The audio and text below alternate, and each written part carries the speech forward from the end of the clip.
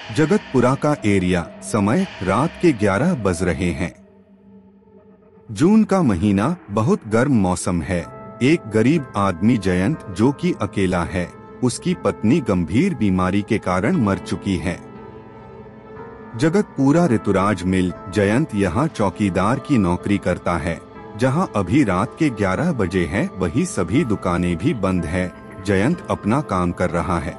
जगतपुरा के रोड पर अंधेरा है और बिल्कुल सुनसान है।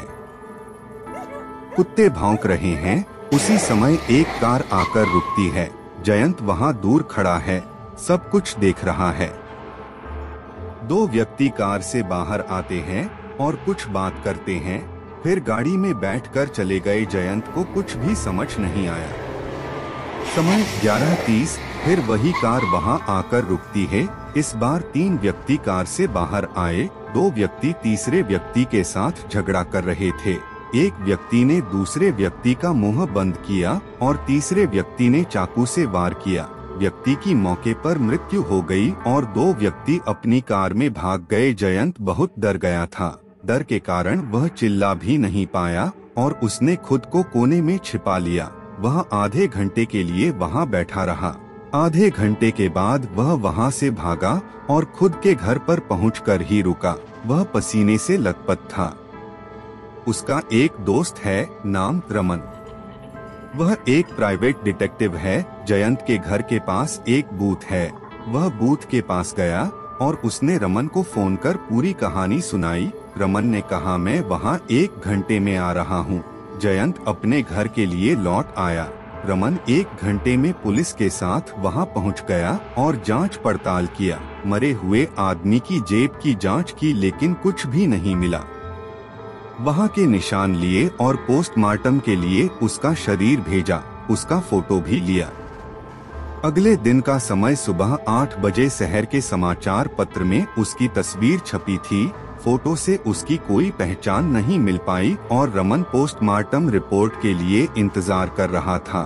शायद कोई लाभ होता, लेकिन समय 5 बजे शाम पोस्टमार्टम रिपोर्ट आई और कोई सुराग नहीं मिला। रमन फिर घटना स्थल पहुंच गया और जांच पड़ताल की, पर कुछ भी नहीं मिलता है। उसने जयंत से मुलाकात की और कुछ सवाल पूछे। रमन को एक सुराग मिला कि कार आधे घंटे बाद में वापस आई थी।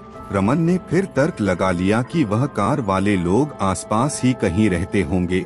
उसने आसपास के लोगों से पूछताछ की तो पता चला कि वह लोग वही रहते हैं। उसमें से एक का नाम राघव था, लेकिन कोई नहीं जानता कि वह क्या करता था।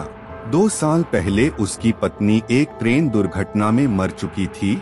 रमन राघव के घर गया और वहां जांच पड़ताल की तो वहां ड्रग्स और पैसे मिले। रमन ने सोचा कि कहीं वह ड्रग का व्यापारी तो नहीं था या किसी माफिया गिरोह का तो नहीं था। कई सवाल उसके दिमाग में थे। इन सवालों के जवाब खोजने के लिए कमरे में जांच पड़ताल से एक टेलीफोन डायरी पाई। उसे अपने पास रख लेता है। वह टेलीफोन एक्सचेंज के लिए चला जाता है और टेलीफोन डायरी में सभी नंबरों की जांच करता है। उसमें दवाओं के माफिया का नंबर मिला, जिसमें एक नाम वेंकट है। अब माफिया तक पहुंचने के लिए वह पुलिस के साथ एक योजना बनाता है। वह माफिया के साथ संपर्क बनाता है और कुछ ड्रग खरीदने के लिए बात करता है। अगले दिन निश्चित जगह माफिया उनको बुलाता है।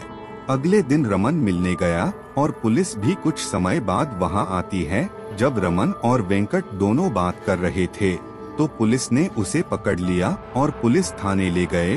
पूछताछ करने पर वेंकट ने बताया, राघव ने हमारा माल ले लिया और पैसे की मांग कर रहा था, इसलिए हमने उसे मार डाला। सब कुछ जानने के बाद वेंकट को जेल में भेज दिया। रमन खुश था कि हत्या का एक और मामला हल हो गया था और एक ड्रग गिरोह जेल में था।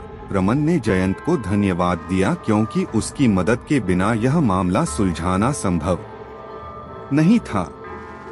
अब दोस्तों, कमेंट करके जरूर बताएं कि कहानी कैसी लगी, और अगर अच्छी लगी हो तो इसे लाइक भी करें और जुड़े कहानी सूत्र के साथ ऐसी ही और कहानियों के लिए।